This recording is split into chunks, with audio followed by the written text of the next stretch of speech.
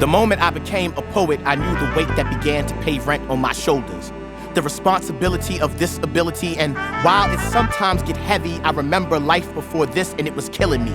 I was walking the streets where the killers be like Wu-Tang. Down the street from where the drug dealer's girlfriend got turned ghost, now she his boo-thing. So as a distraction amidst all the gun clapping, I redefined myself from noun to verb so my existence could become action. I was writing for my life, did poetry on the national stage, and got called ghetto.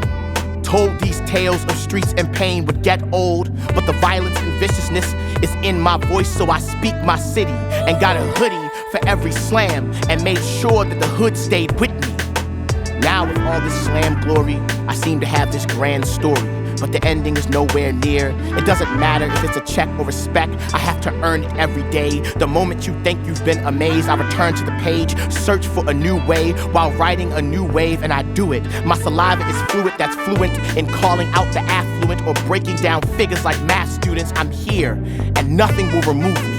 Even death gotta talk to my pen first. I'm an eternity fighting back, living through my poems and dying through the work I put into them. Poetry is the mortgage I pay for the right to have this breath. It's me in these words of will till I have nothing left. What stands as focus to bring hope to you in 5th grade? I brought bars for show and tell, and now I just show and prove. My mama always told me, boy, you black. You better know you gotta be twice as good to get half as much. And in a weird way, I already knew this. Already knew the blessing and curse of my skin. To know that by necessity, I must eternally embody excellence. But to also know that if I don't, I cease to exist, and ain't that exactly what it means to be a poet? To know that every time I step on stage, I don't just carry my name, but that I am an ambassador of a culture.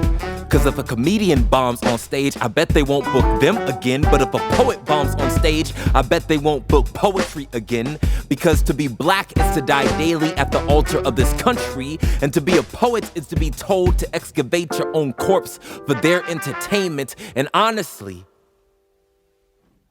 I've never felt good enough for this world. Always felt that my nuance was a nuisance, and this is something I knew since they hung my people with nooses. The cruel reality that I was never good enough. Even if I did the work, that it would never be good enough to merely be great. That I would have to create an insurmountable distance between myself and them. Because if I did not, they would create that distance between me and the ground. And that's why on this stage I seek prominence. But truthfully, this poetry society never wanted me. I'm not the representative they asked for, but I am the one that they got. Used America's largest stage to secure my spot, and they ridiculed the path I chose. Anticipated that I would fall into their antiquated beliefs about this art form. Good grief, all the things became illuminated when I began to doubt the norm. I wrote poetry in prose of my woes to promote the healing that words do. Let me be clear, not a single poem I spit was meant to impress you.